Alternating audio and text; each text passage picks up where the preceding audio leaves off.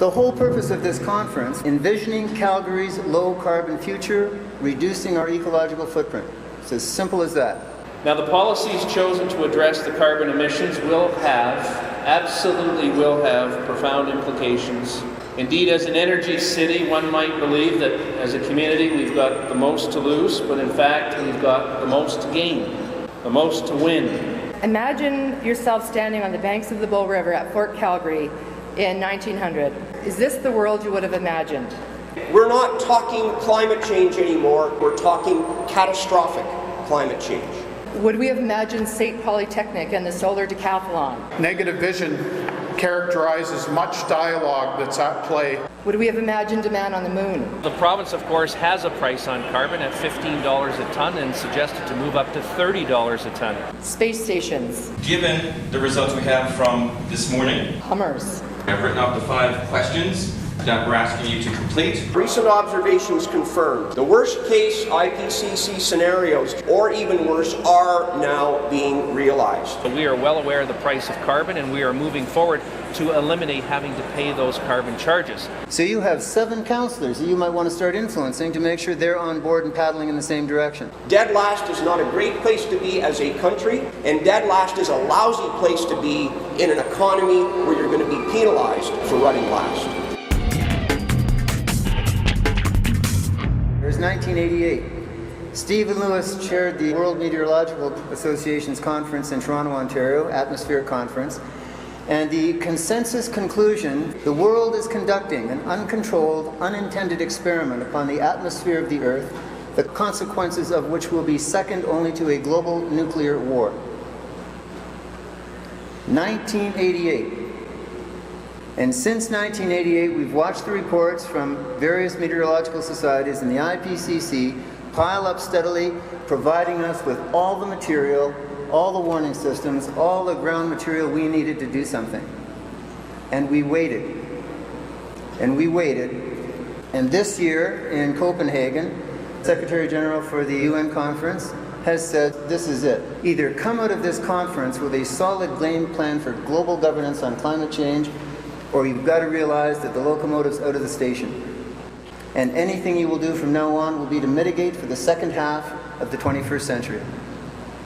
Now that's a pretty sobering reason as to why we are here today. The whole purpose of this conference was envisioning Calgary's low-carbon future, reducing our ecological footprint. It's as simple as that. Why, when the question came up, why energy? As Jeff reminded us, 56% of Calgary's ecological footprint is attributed to energy consumption. So consequently, looking at how we make changes and how we consume energy is the best way for us to get some opportunities around reducing our footprint. Our quality of life, our economic prosperity, our social structures, and general environmental quality are at risk. We need to start thinking about how we do things differently from the status quo. And a unique opportunity exists right now to roll together all the different actions, energies, and enthusiasms that exist here in Calgary, across Canada, and indeed around the world. So we're going to try and tap into that today and see if we can leverage some of the activity into local actions here. Actions made at the community level is where the real progress on greenhouse gas emission reduction will be made. You have all the political will you need. By 2030, the world's energy needs are expected to increase by over 50% of today's demands. While at the same time, scientists around the world are calling for an 80% reduction in greenhouse gas emissions by 2050. In just 3 months' time, leaders around the world will gather in Copenhagen, Denmark, to discuss global measures for environmental sustainability, to replace the Kyoto Agreement, which expires. There is no doubt that this will be a key policy decision that will shape the world for decades to come. Calgary is a member of the World's Energy City Partnership, a group of 15 energy-producing cities from around the globe that play a key leadership role. And in October 8th of this year, 2009, that group will gather right here in our city for their annual general meeting. And the plan, of course, is to sign the World Energy City's Calgary Climate Change Accord, our municipal contribution to the Copenhagen discussion that will take place 2 months later. The WECP and Calgary Climate Change Accord will outline our group as 15 city leaders at reducing greenhouse gas emissions by a minimum of 20% by 2020, with a further reduction by 80% by 2050 compared to 2005. Now, the policies chosen to address the carbon emissions absolutely will have profound implications on our city and our province and on our country. Indeed, as an energy city, one might believe that as a community we've got the most to lose, but in fact, I believe that we've got the most to gain, the most to win by setting these policies. You see, Calgary's goal from an economic perspective is to become a global center for all things energy, traditional as well as renewable. And as one scans the globe, there are very few cities that are better positioned to actually deliver on that goal. Our citizens expect municipal governments to lead by example, and I can assure you we are. We are committed as a corporation to reduce our greenhouse gas emissions by 50% from our 1990 to 2012. I can share with you that we are well on track to not only meeting that objective, but we will exceed it. As a municipality, we are the largest user of renewable energy in Canada, and arguably the second largest in North America. By 2012, the City of Calgary operations will all be 100% renewable electricity. Calgary's light rail transit that runs just outside these doors continues to be a source of pride for our community. Not only is network expansion underway, moving commuters and people alike, but it's also the fact that it's the first public transit system in North America 100% powered by wind. We cannot make this happen alone. I'd like to welcome you to the summit this morning. We look forward to hearing your ideas later today. You also have two aldermen here who are quite supportive of making sure that this vision moves forward in the City of Calgary. But I understand that some of the votes in council go 8-7 to make decisions happen.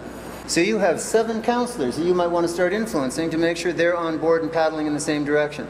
Reese demonstrated that here at our host body. Our institution is passionate about a sustainable future and committed to giving our students and faculty the opportunity to not only be a part of a sustainable future, but also to help create it. The majority of our innovation research comes from the Applied Research Department, with the goal to reduce the school's environmental footprint and demonstrate leadership in sustainability. This project involves the on-campus production of biodiesel fuel. The fuel is then on-sold to Greenway Fuels, which is Alberta's first biodiesel retail station. The Green Building Technology Applied Research Program was created to develop a net standard certification for Western Canada. These homes will provide as much energy as they will consume and optimise water and waste consumption as well as indoor air quality. 1988 was a long time ago, and we are moving very rapidly into a future we may not want. If you ever need to sit down at a board meeting or at a council meeting and defend this vision, it's all on that address that Rob gave this morning. I think that was as complete a package as I've ever seen. We need to be containing the average warming globally to 2 degrees Celsius in order to avoid catastrophic climate change. That means containing the increase in greenhouse gas concentrations in the atmosphere to, at best, a 550 part per million level. That's a doubling from pre-industrial levels. What that means for us is we are moving very, very quickly towards a 90 to 95% reduction in our per capita emissions. Ladies and gentlemen, this is not tinkering at the edges. To eliminate 95% of our per capita emissions, our industrial share, our municipal share, our personal lifestyle share, we are talking major, significant, big change. If you spread our emissions out, that's just a basic bar chart. Most of our emissions are still in heavy industry, although we draw on that heavy industry for our electricity needs. The little blue bar in the middle of the right-hand side, that's our individual emissions from transportation. The little dark blue bar beside it that's our individual emissions from residential buildings. So we all have a job to do here, but a big part of this is going to have to come in Canada from our heavy industry emissions and our share of that, including our share from electricity. We also have in a low carbon future some economic prosperity goals that are absolutely critical. An energy industry that will continue to provide jobs, that will continue to provide tax revenue and maybe royalty revenue from the supply of energy, but those are going to have to be low carbon energy sources. We have to have an affordable cost of living for us as individuals, and we have to have a competitive operating climate for our businesses. And that means our cost of food, our cost of energy, our cost of all those services, and our available lifestyle options have to be low carbon because it's going to cost a lot to emit carbon. We have a lot of environmental issues out there, but without a doubt, the big one on the radar screen now that interacts with and accelerates all of the environmental issues and eclipses those other environmental issues is climate change. We're not talking climate change anymore. The language has changed because the science is real. We're talking catastrophic climate change. The worst case IPCC scenarios, trajectories, or even worse, are now being realized. And they go on to say there is a significant risk that many of these trends will accelerate, leading to an increasing risk of abrupt or irreversible climatic shifts. The problem that has not been in the models that is making this very, very serious now is a concept called runaway climate change or accelerating climate change. And it's based on a series of positive feedback loops that the models don't do a very good job, and that's why we're under-predicting the rate of climate change and the seriousness of climate change. The consensus from the global environmental and more global scientific community is that in the ranking of OECD member countries and how they are being assessed on their climate action performance by the non-profit organizations, the unaligned, the scientific, the agencies. In 2007, Canada was third last in its global reputation for action on climate change. And the only folks falling behind Canada were Australia and the USA. Since 2007, Australia has made a rapid reversal of its position, and the United States, as a result of the new president and the new administration, has also taken a much stronger leadership role. Folks, we're running dead last. Dead last is not a great place to be as a country, and dead last is a lousy place to be in an economy where you're going to be penalized for running last. Clean tech, green tech revolution is underway, and it's coming at us like a freight train.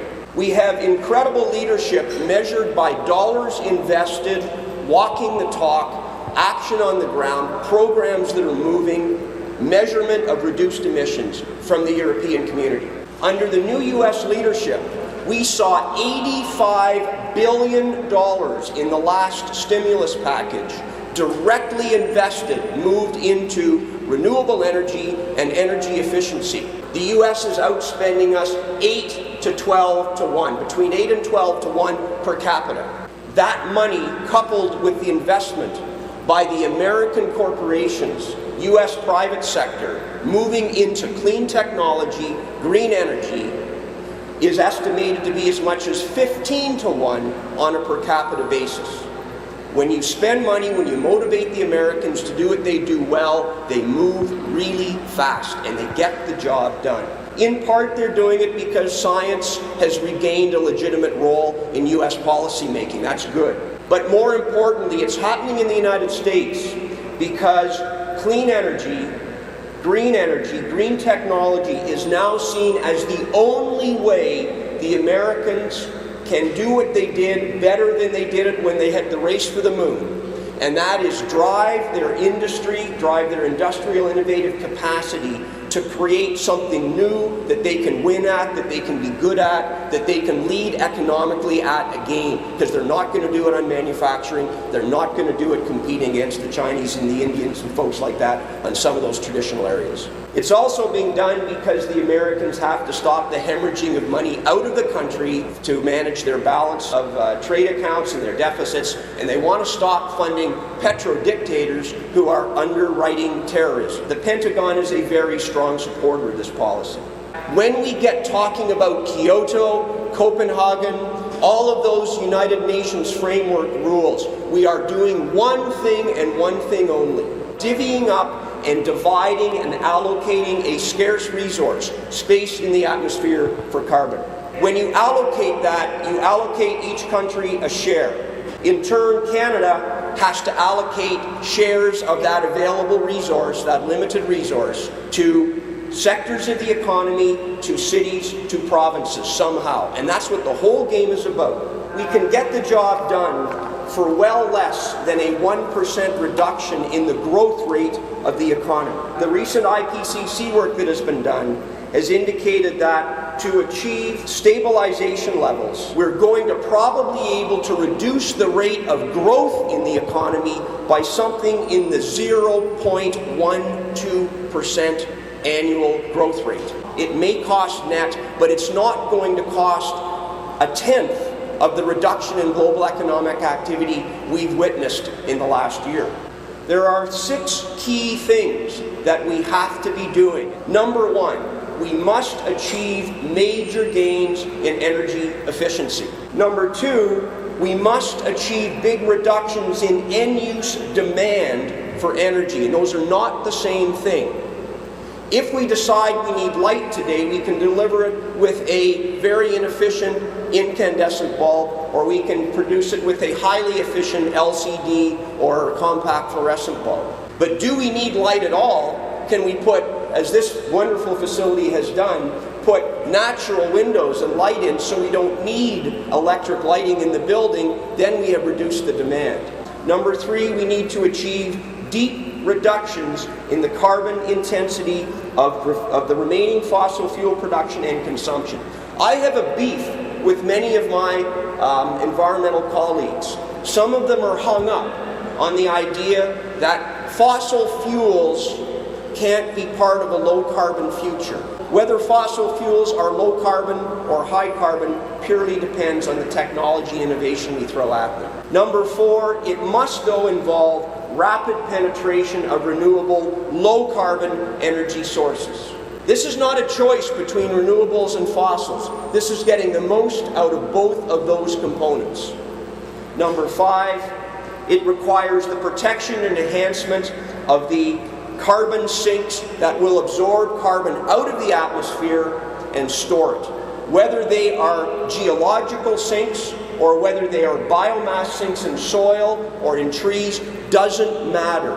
The bottom line is, if it gets it out and holds it and stores it for a long period of time, it's a big part of the solution. And number 6, we have to diversify our economic development strategies so we're not just in the energy game, so we're also pursuing low-carbon products and services. All these components have to succeed big time, big way, in order to achieve that 95% range of reductions. So we got to stop wasting time saying one strategy is better than the other, one component isn't valuable, all 6 components are required.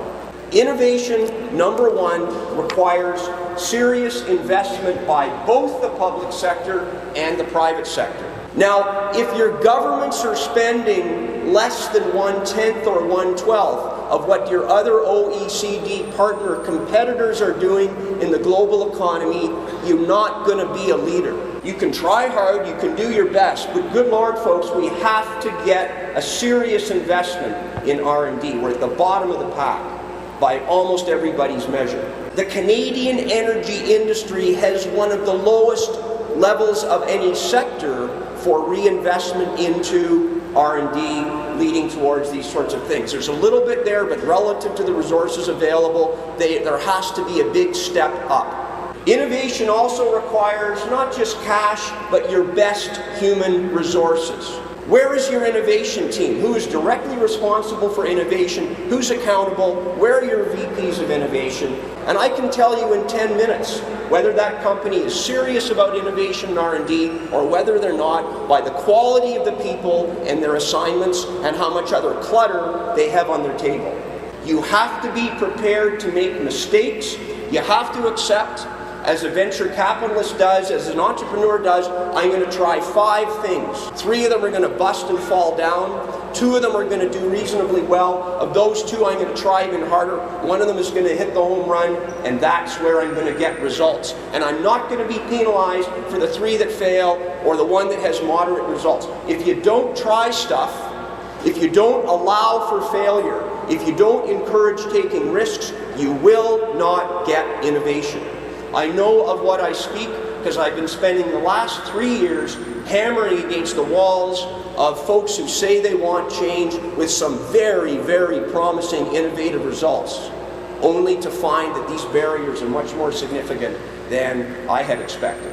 Innovation requires the opportunity to have a rapid exchange of ideas, and I stress the word rapid. It's not good enough to talk back and forth or get information to somebody else once every 3 to 6 months. You need to be in a climate where the top ideas are percolating around and are incubated and supported rapidly. Innovation requires good antenna, staying plugged in so you know what else other people are up to.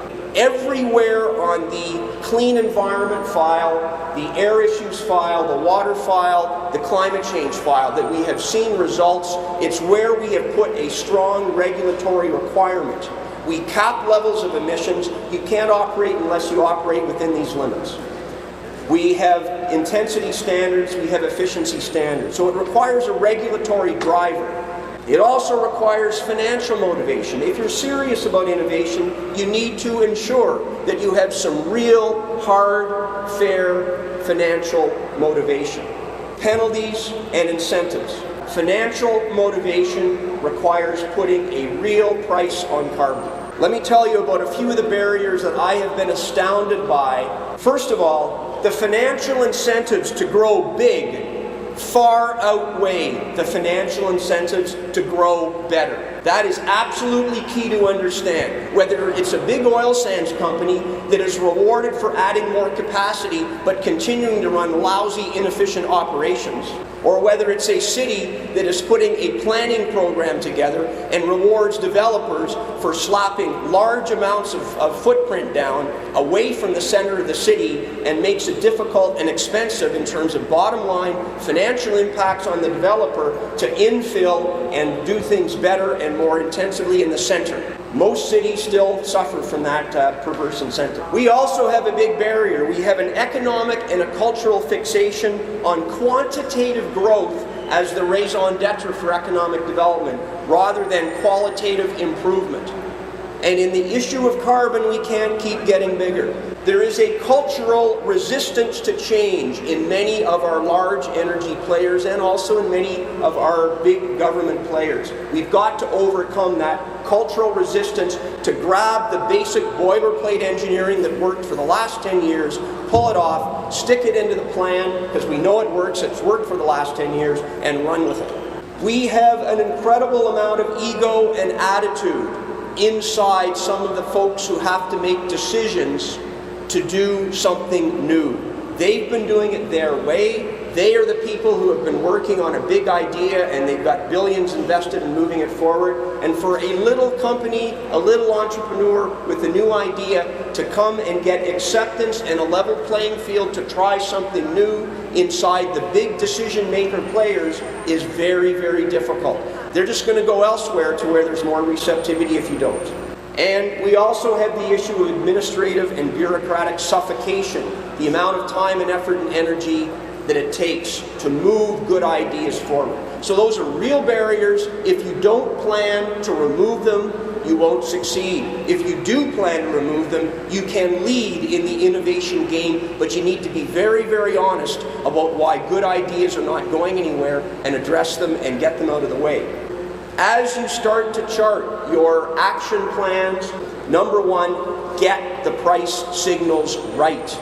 Economic price still drives most decisions. So if you want to drive low carbon future, price carbon properly into your decision-making process.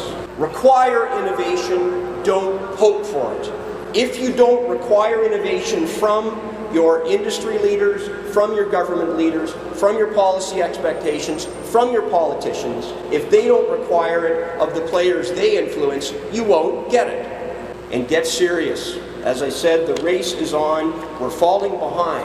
However, this city, this province is so well equipped to win in this race if we simply think big and if we get rid of some of these barriers. Take advantage of the municipal leadership, take advantage of the community leadership, take advantage of the small-scale capacity where people talk in the hallways, where people make decisions quickly. At the municipal level, a good idea can get from the community to a councillor or a mayor to the civil servants and back out very, very fast. I think it was very clear today to all of us in the room that the biggest change agent right now to work on is the municipal level. Now, some municipalities, as I was reminded, are charter cities, as London, England. They can almost act like little countries. We are not a charter city, but we have a lot of power municipally in order to invoke these changes. And so I would suggest that to our concerned politicians who were here today, that we use that line in to say, how do we best make these changes happen at the municipal level? And if you've got members that are not on board, you need to replace your council. Think about the development industry as an example. Green built programs, going green with new buildings in the downtown core, leading the way through leadership through environmental design. All of those are leaderships that are not only focused through city operations, but also through the private sector. And so we're seeing more and more of that. It is a significant change, maybe not as rapid as we'd like to see, but nonetheless, the business community and individuals are moving forward. Many of the companies that are big energy players here are well aware, because their parent companies, their colleagues stateside, are some of the folks doing leadership work in this area. Politically, we are not very well connected in terms of understanding how and why the United States is moving very fast. And what's key to understand is leadership in the United States is coming often at the state level, or even at the municipal level or utility level, as well as the huge entrepreneurial community. It's the federal government that moves last. And what shifted when the Obama administration came in was that even the federal government in the states had taken on a position that they have to move rapidly to reduce carbon emissions, but they have to do it in a way that is going to bring big economic advantage to the United States, and that's the design behind their entire clean technology, green energy revolution. And it will be a revolution that eclipses what's going on in anything in the space race or the Cold War period or anything like that. And that's being driven by economic necessity, not just by environmental reality. Rob McIntosh also talked about putting a price on carbon. Well, the province, of course, has a price on carbon at $15 a ton and suggested to move up to $30 a ton. We are well aware of the price of carbon, and we are moving forward to eliminate having to pay those carbon charges. We cannot implement renewable energy fast enough, and we cannot implement energy efficiency fast enough to completely stop using fossil fuels tomorrow. Nor do we necessarily want to if it's going to be super expensive. Instead, what we can do is we can say we have to reduce the reliance on fossil fuels. We have to give renewable energy and energy efficiency the same opportunity to grow now as we originally gave fossil fuels. That means we have to put some public investment into them, some incentives and some support. We have to remove the barriers. We have to accelerate that development. But even if we do that at a rapid pace, we're going to continue to have fossil fuels around for a long time, instead of being ideological about it. What I believe we can do is we can simply say, what's the performance standard? What's the bar? And if you can deliver a megawatt hour of electricity, or if you can move a passenger a kilometer in transportation with a small amount of carbon associated with that, I don't care whether it comes from fossil fuels or renewable energy or demand reduction through energy efficiency. We can't be dogmatic about fossil fuels being bad, but what we have to do is force fossil fuels to perform better with much lower levels of carbon. And that means we're going to have to spend real money and put real regulations in place to drive down the carbon footprint, the greenhouse gas intensity of fossil fuels. And it's easy to do. It's actually fairly easy to do. Most of the initiatives have positive return on investment. How will we get to success? It will be a vision driven by dialogue with respect. A dialogue with respect. We may not all come from the same camp, but I can respect your position. I'm going to be willing to listen, and I'd ask you to listen to mine. And that's what leads us to consensus. Compromise for me is a lose-lose situation. Consensus is when we sit down together and say, I understand what you're talking about now. I can see your point of view. Let's work out a game plan that we can live with here. And that's a win-win situation when you arrive at consensus. I was introduced as Gord Lambert, and the line was, Gord has issues. And I didn't know quite how to take that. I do have a lot of issues, though, and of course the energy industry and the oil and gas companies, we have issues of navigating change. And I would premise that positive vision always trumps negative vision in how to generate creative energy. Reflect on Martin Luther King and his famous "I Have a Dream" speech. He painted a picture of what the future would be in America if racism was tackled in a positive manner. He could have easily defaulted to a rant or to a negative vision about all the injustice that was at play, but he rose above that and painted that positive picture. For those of you in the business community, imagine you worked for an organization whose vision was avoidance of bankruptcy. Would that really be what gets you up in the morning and has you bring your best energies to bear? Negative vision characterizes much dialogue that's at play on environmental issues. I mean, a real tendency to want to look for good guys, bad guys, paint that picture. But adversarial engagement and negative vision creates gridlock and polarized behavior and does not move the ball forward. A strong economy, a healthy environment, and social well-being are interdependent. Look at environmental issues in the developing world. We've just had the Olympics in China where they had major air quality issues at play. Those environmental issues are often economic issues. There's social issues and choices that have been made about how we transport ourselves, how we plan communities. And that interdependency of the economy, environment, and social well-being can be a source of creative thinking. In other words, environmental issues, some of those solutions can be in the social realm. But each of us has to think in all three dimensions on these problems, because the problems in front of us now, like climate change, don't honor boundaries in the way that traditional problems have. If you looked at acid rain, we were able to put scrubbers on the end of stacks and take on that problem in a fairly straightforward manner. The issue of climate change is much more fundamental. It's how we produce and use energy. And we have to transform our energy system over time. And that requires new frames of reference, more systemic thinking. This is a model for how we size or frame our reference point as Suncor on our climate change strategy. It's meant to just provide you with a sense of where we can intervene as an organization to affect change. It encompasses many of the areas that you're tackling here today, from the end use side of energy through to the production, but a heavy technology orientation as well.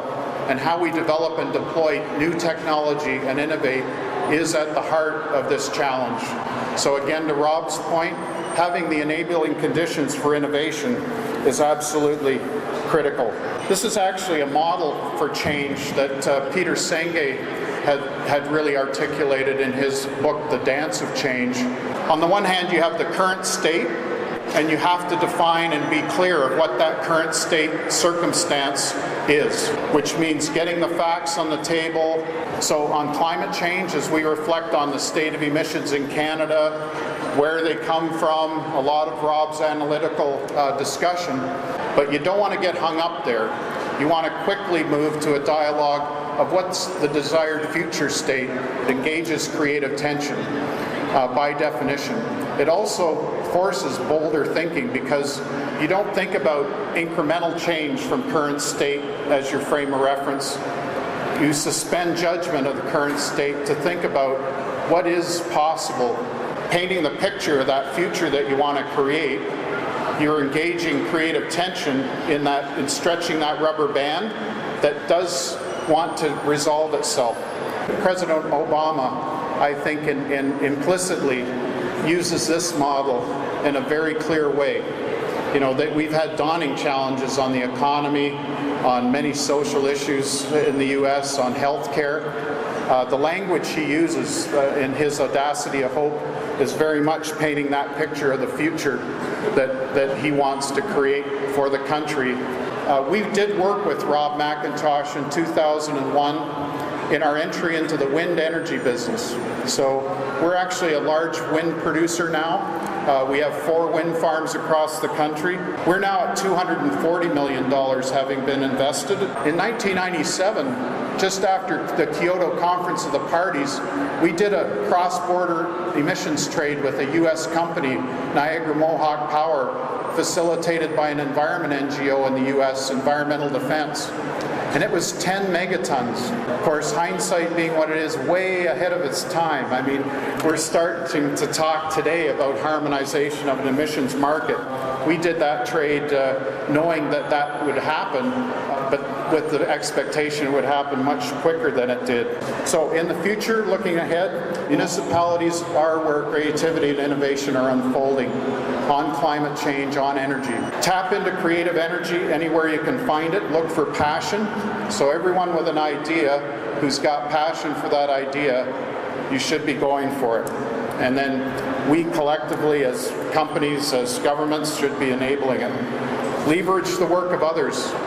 This isn't a journey that we need to take alone as Calgary. The City of London in UK is one of the examples of great things going on.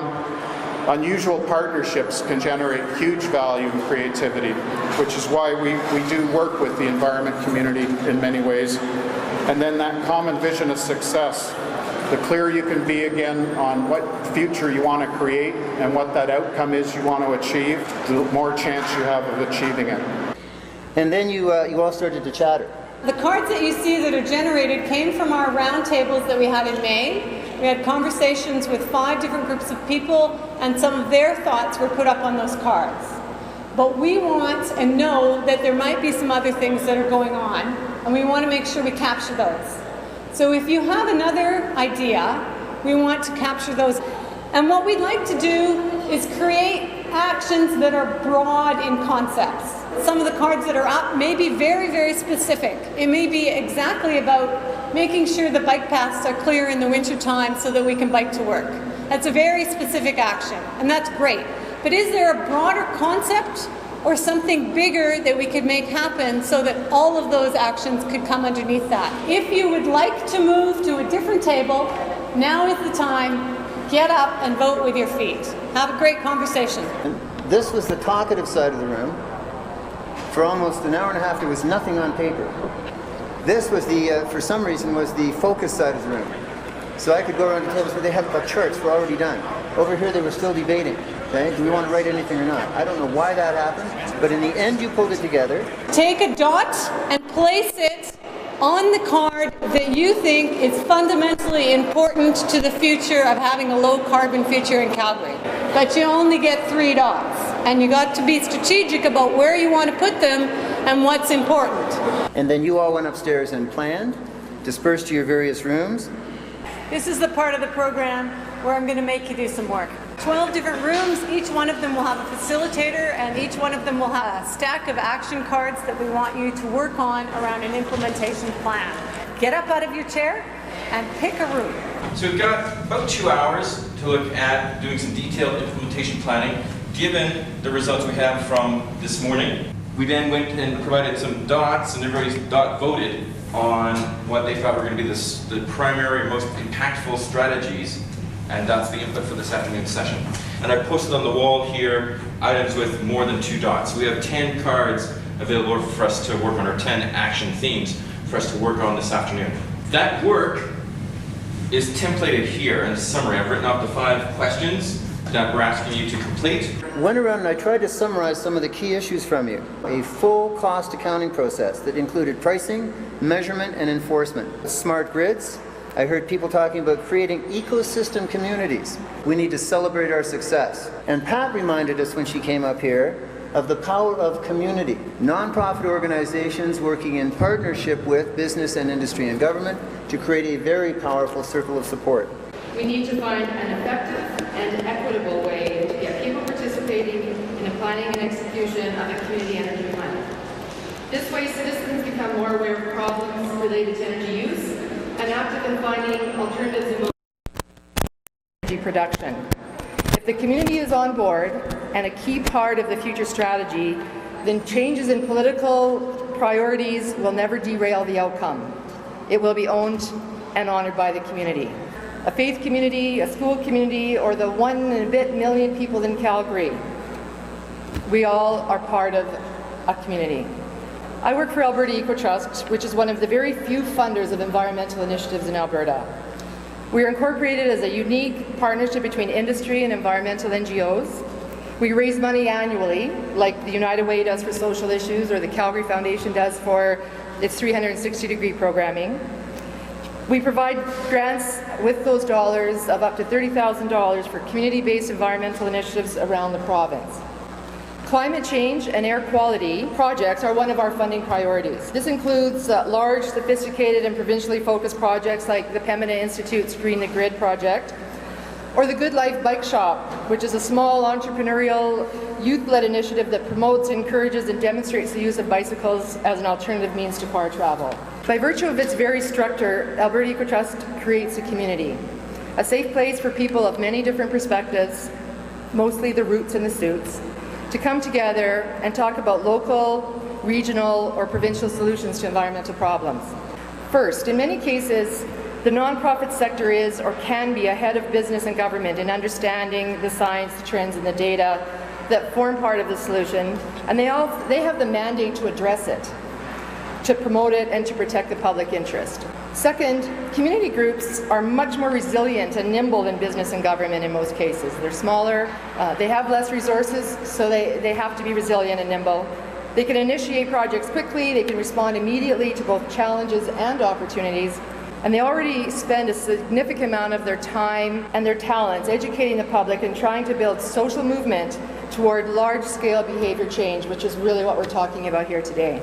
And last, it's easy to think of nonprofit groups as a financial or economic vacuum, that money contributed into that sector just disappears. We need to remember that the voluntary sector, that is nonprofit and charitable groups, contributes significantly to the GDP of Canada and the GPI. There are over 6,000 groups in Calgary, which means significant employment, the provision of goods and services, and the purchase of goods and services. This money just doesn't disappear.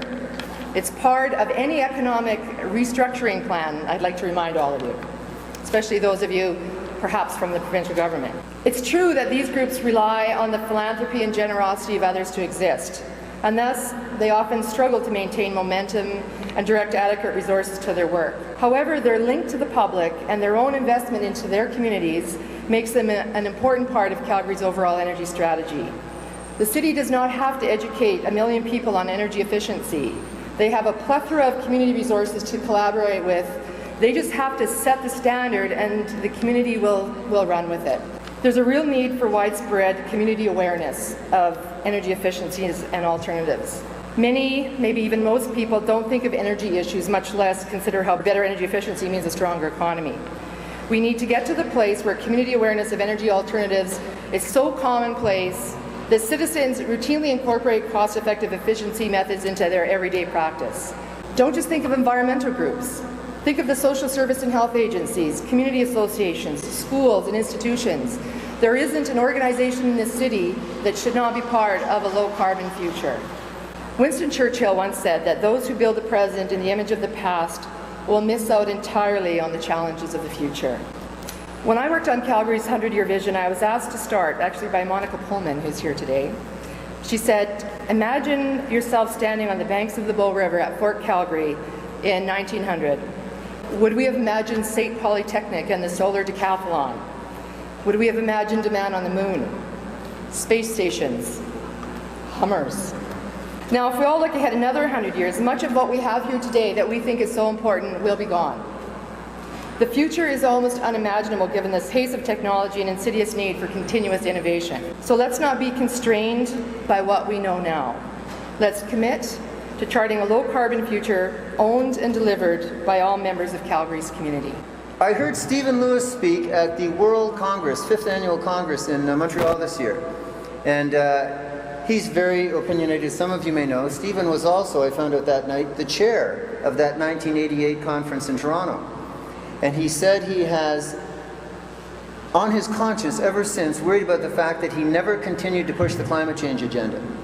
He said he got into very important issues with social justice and women's and children's issues and atrocities in Africa and orphans and HIV, but he said he's realized that this is the driving issue of the 21st century. And then he stood up and said, you know, our government should be charged with criminal negligence for their failure to act appropriately on climate change. He said, I'm 72 years old, I can say whatever I want to say. Would you like the truth? And Stephen gave them a little bit of a liturgy on what's coming down the tubes if we do not act. He said it's fine for us as educators and community members to continue the wonderful work we're doing on small-scale environmental initiatives. But he said, don't continue to tell children they can save the world by recycling pop cans. That's not going to do it. He said the second thing is, be truthful with ourselves and our children about the seriousness of what's coming down the tubes in the next 10 to 20 years. This is not science fiction. And then he said the third thing we can do as a community is get politically active and be well informed, so that when you sit down with your local city councillors or your provincial politicians or your federal politicians, you are a source of knowledge. A lot of people left that talk that day feeling like they wanted to slit their throats. There were a lot of people going saying, I'm giving up teaching. What's the point? I was absolutely pumped. Like, we could do this. Look at the power of human ingenuity. When we get our backs against the wall and we know what's coming, what wouldn't you give to save the most precious person in your family? What wouldn't you give to save the most precious piece of habitat that you love and treasure? Man, I'd work my butt off for this. And that's exactly what I saw in this. This is probably the greatest quest we are handing our community and our society in the history of humankind. We have the opportunity to mitigate all of this stuff for the second half of the century, and to perhaps leave our children and our grandchildren and their grandchildren a much more stable economy and ecology for a healthy environment. I would like to ask Sophie to step up on stage here. Good afternoon, everyone. I'm really excited to be here today representing the youth of our city. And I'm even more excited that the organizers of this event thought that getting the perspective of an 11-year-old girl was important. Oh, and missing school isn't that bad either. Actually, I really like school. And it was there, last year, that I had the opportunity to do a number of research projects on environmental issues. I studied the effects of global warming on emperor penguins, oil spills on mallard ducks, and river pollution on beluga whales. I learned about eating locally and how that affects our environment. My passion led me to a coincidental encounter with an organization called One Simple Act. One Simple Act was created by the government of our province to encourage Albertans to pledge to commit to one simple act that they can do to help save our environment. If everyone in the province participated, that would be 3.5 million simple acts towards a better planet and a better future. I was already planning my 11th birthday party, and I knew that I wanted it to be eco-friendly. So I decided to take it a step further and commit to hosting a completely environmentally friendly birthday party. My mom and I organized a scavenger hunt that had my guests running all over the park to find things that were natural to the area. Instead of balloons, which do not biodegrade, I made my decorations out of recycled paper and scraps of fabric. After doing some research on the internet, I discovered disposable plates made of bamboo and drinking cups that looked like plastic but were actually made from corn. Both of these products can go right into your composter after they're used. All the food that we ate came from local producers.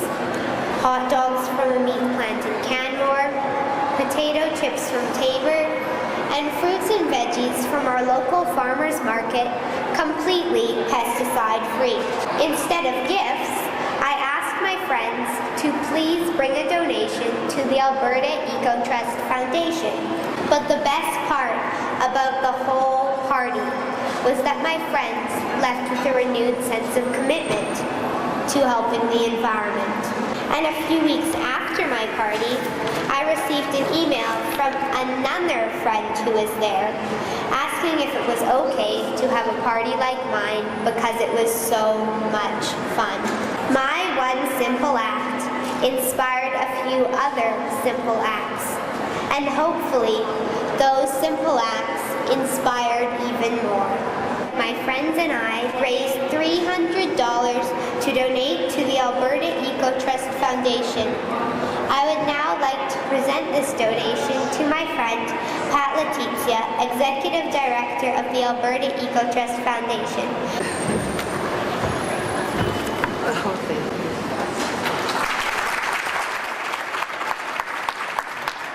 I was at an Earth Day conference in Hamilton, Copps Coliseum.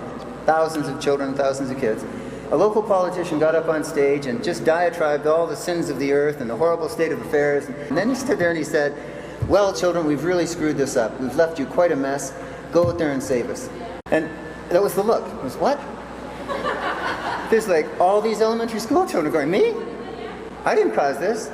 And I got up on stage after and I said, if I ever hear another local politician stand up here and say that I'm putting the savior of the earth on the shoulders of elementary school children, I'm going to throw up on stage. It's not Sophie's job to go out and save this community. This is the reason we do what we do. We're going to be compost probably by the time most of these changes have come into play. But Sophie will be building her future and raising her family, and every decision we make today, she is going to turn around, hopefully, and be able to look at our memories and say, thank you, because she is the child of the future. We are the warriors and the warrior princesses. It's our job to take these skills and go out there and make them happen. It's our job to ask her, what are your wishes? What are your dreams? What do you want your Calgary to look like in the future?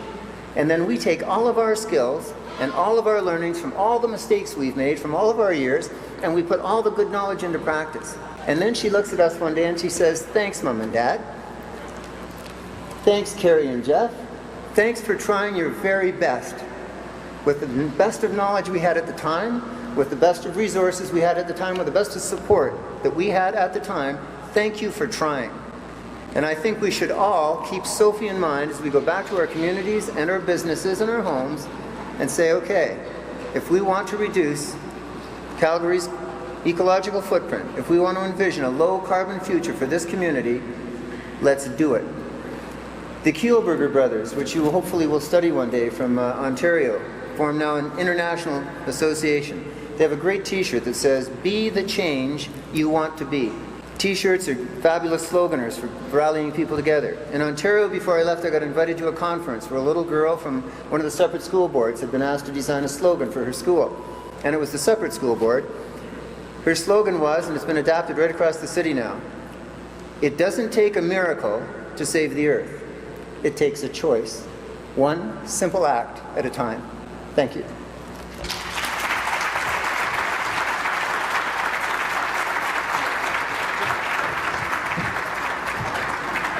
We get to the so what question. What do we do now? Where do we go next? What's going to happen with the results of today? The Community Energy Initiative team with the city, together with the advisory group, will take all of the stuff that's emerged from today and roll it into a framework for charting our low carbon future. The hope with this is that it'll become something that all of you will reference. This is not just a document for the City of Calgary. It's about getting down to making something different, looking forward and doing something that is not the status quo, because that's not going to get us where we want to be. There will be connections with the World Energy Cities thing, as the Mayor talked about. Connections with Alberta Environment and the greenhouse gas plans. The action plans and community greenhouse gas plans for the City of Calgary. Reducing footprint initiatives. The Calgary Economic Development effort to work on some of the business strategies that will integrate environmental issues. So there are a lot of things that are going to come out of this going forward.